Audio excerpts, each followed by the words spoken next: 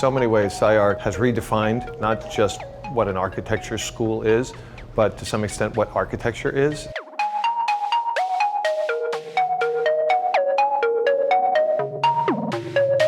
This is a combination of all of their education at SCI-Arc. It's about solving problems as well as inventing new ones.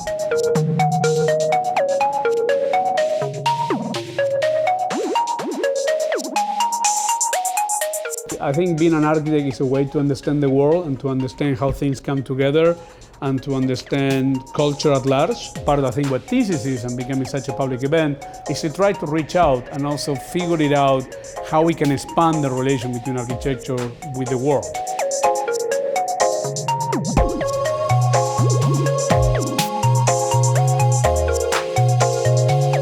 By crossing the line, we're referring to the intersection between the architectural discipline and the field of graphic representation.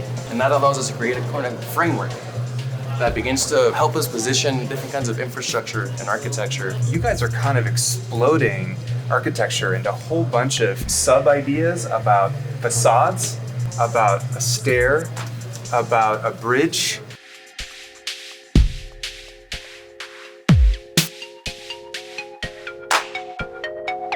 That there's innovation, novelty, discovery in the combinations of multiple systems. In your case, you build up a new vocabulary, and then you rework it. It was a moment where you could learn from the existing context and create different shapes.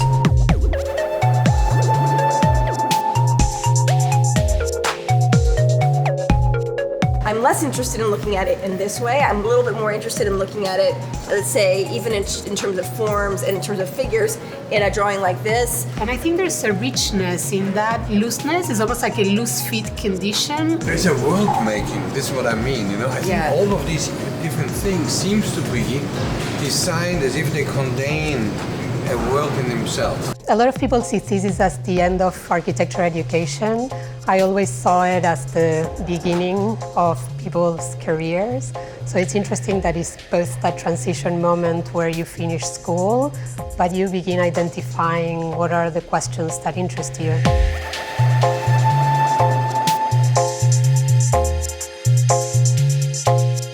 Not just have a thesis topic, but actually have a position about what it is that they care about and interested. And so it's kind of the first time, and I think of it as the first step of the rest of their lives.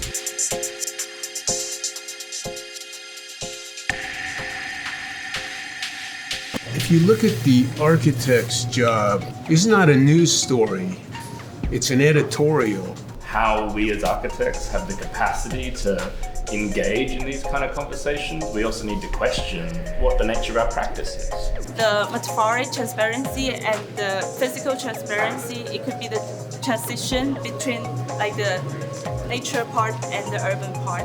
I think the project's successful because it's so architectural and so well worked out.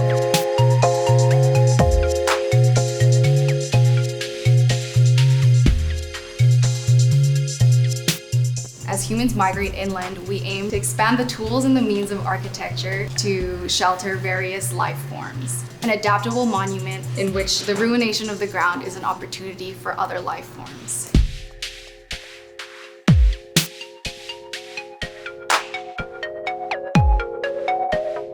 It has to do with the space, a new space, and this is where I think the project is super interesting. And it's also super non-hierarchical, or at least there's a pretension of no hierarchy.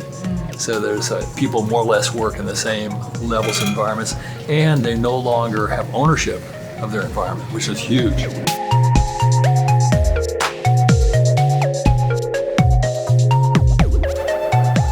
To make sure that the Zocalo below still had kind of a feel of being in Mexico and like using like traditional plants and planters and stuff and really putting the emphasis on the strangeness of the ground above it. I look at the plans. The plans are this strange mix between total fortification, right? Like literally running around like over there, and then free form like Juan Miró or some kind of modernist painting that is sitting in that very aggressive fortified space. But that's kind of furtive as a gesture, really.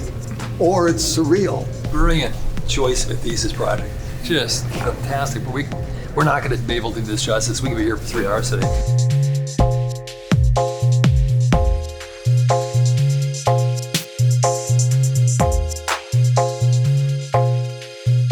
We are challenging the typology of an embassy by removing the walls and the perimeter of the site and bringing the host country inside of the building. The cross-contamination of layers within the building forces the territories to coexist within the same building. Within either space, we're creating a habitable boundary that serves as a mediating ground between the two territories. I think then the project can start to become really like a critical act. How can we begin to actually activate a new kind of architecture within it? Because otherwise, I don't know what progress is.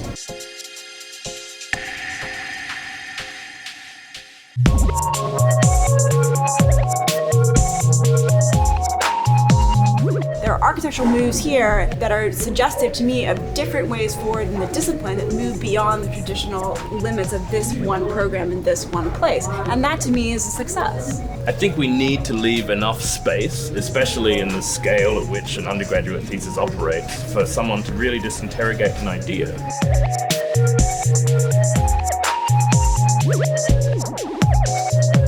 And I think that's the beauty about the project, is that one is able to read it into a new form. As a thesis, meaning that we're not expecting that you would have done that up to now, but I think it's a really great investigation.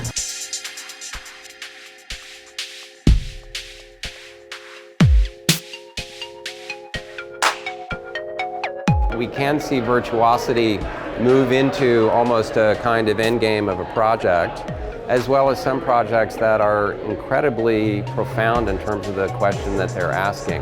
When those two things can come together, I think that's what makes thesis a really great conclusion. We see a diversity of students trying to develop their own voice and their own definition of what architectural thinking is. I think one of the unique things that architecture does as a way of thinking and acting in the world is it challenges the world that it comes into.